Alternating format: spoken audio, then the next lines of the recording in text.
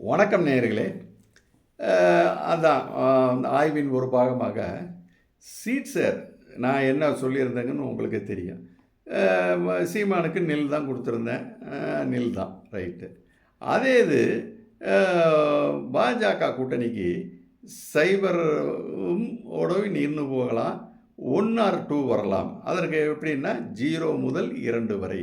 இவ்வாறு தான் நான் ப்ரெஸ் கிளப்பும் சரி, நம்மளோட தொடர்ந்து கேள்விகளில் வந்து பேசுகிறவங்ககிட்டையும் தொடர்ந்து அந்த நிலையில் நான் மாற்றிக்கொள்ளவே இல்லை. அந்த 0 to 2 தான் கடைசி நாள் வரைக்கும் நான் இருந்தது. இதுதான் நான் கூறியது. அது வந்துள்ளதா? அதன்படி தானே இப்போ ஒரு சீட்டும் பெறலை.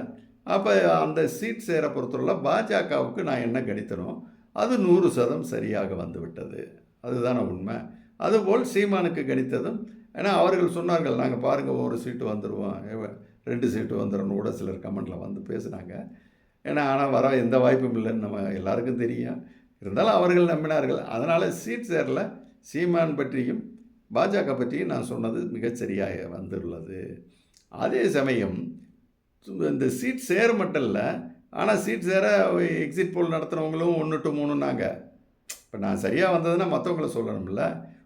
ஒரே ஒரு நிறுவனம் ஏதோ 0 to 2 சொல்லிச்சு. மற்றவங்க எல்லாம் 1 to 3ன்னாங்க. 4, 5 ஒரு பத்திரிகையாளர் கேமராவை 39 தூக்கிட்டு போயிட்டு அவர் 10 15 வேறு சொன்னார். இப்படி எல்லாம் அள்ளி இஷ்டத்துக்கு விட்டாங்க. அதெல்லாம் பார்க்குறப்ப நான் 10% கரெக்டாக பண்ணியிருக்கிறது மட்டும் இல்லை, அந்த கடைசி 2 நாளில் போட்ட வீடியோக்களில் உங்களுக்கு நிறைய பேர் கடைசி நிலவரம் என்னன்னு கேட்டாங்க. இப்போ சொன்னேன், திரும்ப சொன்னேன், எந்தெந்த வாக்கு எப்படி மாறும், இதனுடைய விளைவு எப்படி ஆகுன்னு சொல்லி அப்பையும் அழுத்த நிறுத்தமாக ஒரு 2 சீட்டு வர வாய்ப்பு இருக்குது. 2 3 கூட வரலாம். அது வாய்ப்பு தான், வெற்றி அல்ல. அதை 3 வாய்ப்பு இருக்கிற தொகுதினா அதில் ஏதாவது 1 வரலாம், 2 வரலாம், என்ன வராமையும் போயிடலாம்.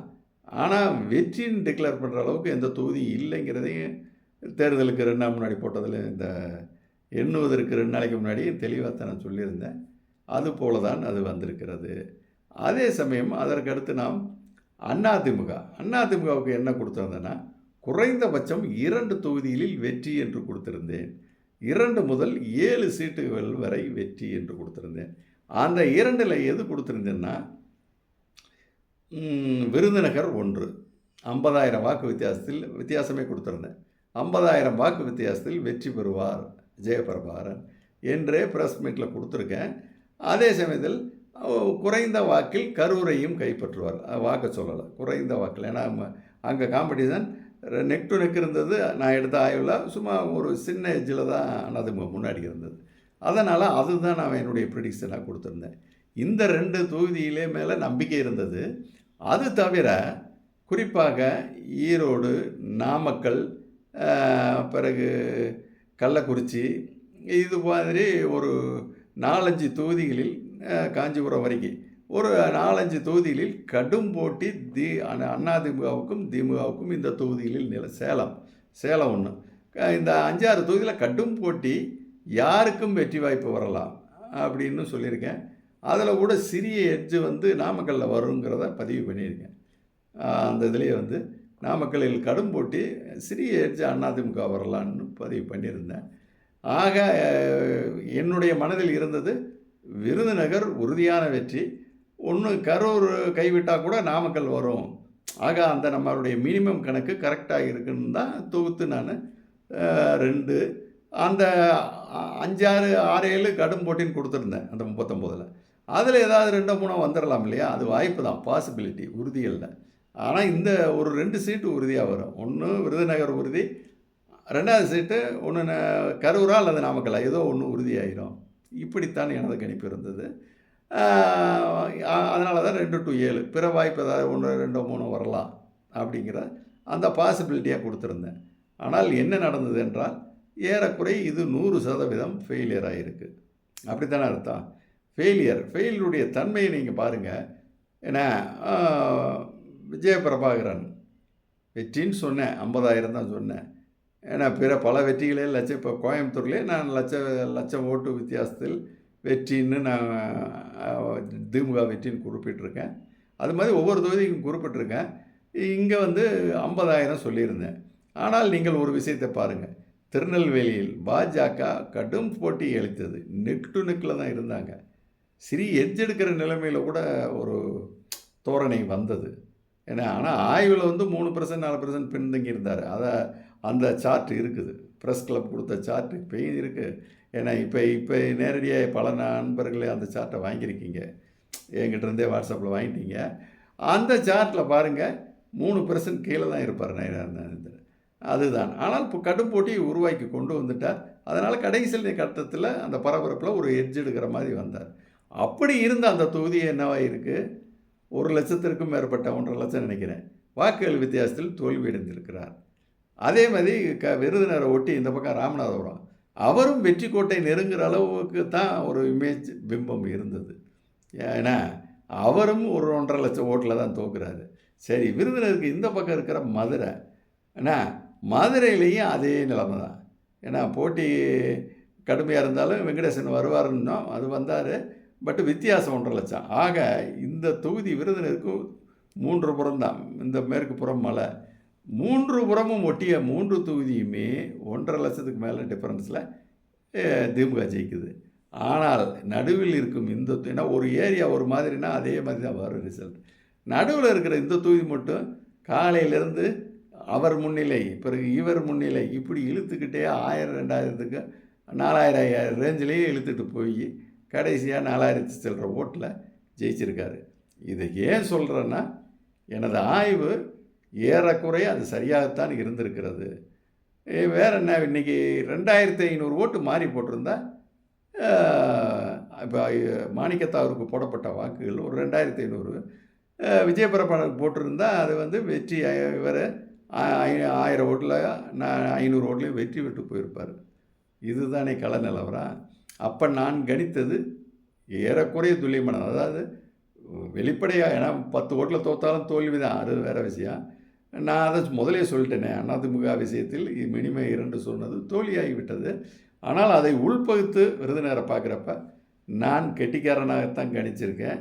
அதில் எனக்கு சுய கான்ஃபிடன்ஸ் இருக்குது. நீங்கள் எப்படி வேணால் நினைங்க, எனக்கு அதை பற்றி இல்லை. ஆனால் அவர் தோல்வி விட்டுருக்கிறார் அந்த கடைசி பார்டரில். அதுக்கு தான் அந்த பிரதேசத்தின் தன்மையவே மற்ற இதெல்லாம் ரிசல்ட் எப்படி வந்திருக்கு.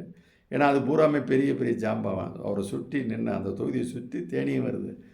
தேனியிலேயும் டிடிவி, மதுரையிலேயும் யார் பேராசிரியர், ராமநாதபுரத்தில் பன்னீர்செல்வம், நயினார் நாகேந்திரன், இந்த 4 பேருமே பெருமாளுமைகளே 1,50,000 லட்சம் 2,50,000 லட்சத்தில் தோக்குறாங்க. ஆனால் நடுவில் உட்காந்த இந்த சின்ன பையன் 4000 சில்லறையில் தான் தோக்குறான்னா, காரணம் எனது ஆய்வு நன்றாகத்தானே இருந்தது. அதனுடைய தாக்கம்தான் அதில் வந்திருக்கு. அதனால் அது என்னை பொறுத்தவரை வெற்றியாக கருதி கொள்ளுவேன். இன்னொரு சீட்டு வராமல் போச்சுன்னு கூட நினச்சிக்குவேன். ஆனாலும் தோல்வி தான். அதை வந்து ஒளிச்சு மறித்து சால்ஜாப்பு பண்ணுற வேலையில் வைக்க மாட்டேன். ஆனால் மனசாட்சியோட விருதுநகரை மட்டும் என் அசம்சன் நான் சொன்னதை வெளிப்பார்வை, இப்போ நான் சொன்ன விஷயங்களை வச்சு பார்த்தா புரிஞ்சுக்குவாங்க பார்வையாளர் இருந்தால் அந்த விளக்கங்களை சொல்கிறேன். அதே சமயம் இந்த தோல்வி, இந்த 2 சீட்டு ஆட்டோமேட்டிக்காக எங்கே திமுகவுக்கு தானே போகும். திமுகவுக்கு நான் கொடுத்துருக்கிறது 37 தொகுதிகள். அந்த 37ல் இந்த இவங்க இழக்கிறேன், இவங்களுக்கு நான் ஃபிக்ஸ் பண்ணி இந்த 2 அங்கே போயிடுச்சு, இழந்துட்டாங்க. அப்போ ஆட்டோமேட்டிக்காக அவங்க 39க்கு போயிட்டாங்க. ஏன்னா நான் சர்வே கொடுத்ததே 39 தொகுதி தான். பாண்டிச்சேரியை நான் டச் பண்ணல. 39க்கு தான் விவரங்களும் புள்ளி விவரங்களும். இப்போ நான் பேசிகிட்டு இருக்கிற புள்ளி விவரமே 39 தான். ஏன்னா அதனால் வந்து 39 தொகுதிகள் தான். அந்த அடிப்படையில் தான் நான் எல்லா சர்வே கொடுத்தேன். அப்போ இந்த 2 அங்கே போயிடுச்சு. அது ஃபெயிலியரா? அப்போ திமுகவுக்கு நான் சொன்னது ஃபெயிலியரானா கிடையாது. அதுதான் விஷயம். ஏன்னா இவங்களுக்கு 2 சொல்லி 2 வரல, அதனால் ஃபெயிலியர். ஆனால் திமுக விஷயத்தில் 37 வரைக்கும் சொல்லிட்டேன், 2 கூட வந்துருச்சு. அப்போ இப்போ சதவீதம் பார்க்கணும்ல, ஃபெயிலியருங்கிறது 6% தான். ஏறக்குறைய 39 சீட்டில் 40,000 நெருங்கிய 2 சீட்டுனா எவ்வளவு? 2 சீட்டுனா 6% தான் ஃபெயிலியர் ரேட்டு. அப்போ 94% நான் சக்ஸஸாக தானே சொல்லியிருக்கேன். அதுதானே உண்மை. திமுகவின் வெற்றி விஷயத்தில் நான் சொன்னது ஏறத்தாழ சரிதான், ஏன்னா வெற்றி தான். ஆனால் அதிமுக மட்டும் சீட்டு விஷயத்தில் அந்த கணிப்பதில் நான் தோல்வி அடைந்திருக்கிறேன். தோல்வியிலேயே அந்த விளக்கிட்டேன். அதில் உள் விஷயம் என்னென்னு, ஏன்னா அதாவது நியாயமாக உணர்வாங்க, குறை சொல்லணும்னு நினைக்க சொல்லிட்டு போங்க, எனக்கு ஒன்றும் இல்லை, அவ்வளோதான். அதே சமயம் இந்த வீடியோவுக்கு சொல்கிறேன். அதாவது நான் சொன்னேன்னா, தவறுனா தவறுன்னு சொல்லுங்கள், சரின்னா சரின்னு சொல்லுங்கள். ஒன்றும் சொல்லாமையும் போங்க. அதை பற்றி இல்லை. தயவு செய்து கண்டபடி பேசுகிறவங்க வராதீங்க. பேசுனா எனக்கும் கோபம் வரும். நானும் கொஞ்சம் பிறகு கண்டபடி தான் பேசியிருக்கேன். கடந்த காலங்கள்லேயே பேசியிருக்கேன். எதுக்கு தேவையில்லாமல் என் வயசுக்காவது மரியாதை கொடுத்து, பிடிச்சா பாருங்கள், இல்லை வீடியோக்களே பார்க்க வேணாம். நான் இப்பயும் சொல்கிறேன். ஏன்னா இப்போ நான் இனி போட போகிற பெண்ண சேவையே கிடையாது. எல்லாமே வீட்டில் உட்காந்து பகுத்து விஷயங்களை ஆராய்வது தான். ஏன்னா வேறு வேலை கிடையாது. 1.5 வருஷம் ரவுண்ட் அடித்தேன் தமிழ்நாடு பூரா. இப்போ என்ன ரவுண்டு அடிக்க போகிறதில்ல. முடிஞ்சால் விக்கிரவாண்டிக்கு போவேன். அது பார்க்கலாம், அண்ணே அது பார்க்கலாம் அடுத்து. இப்போ 1 மாதத்துக்கு எங்கேயும் போகிறதில்ல.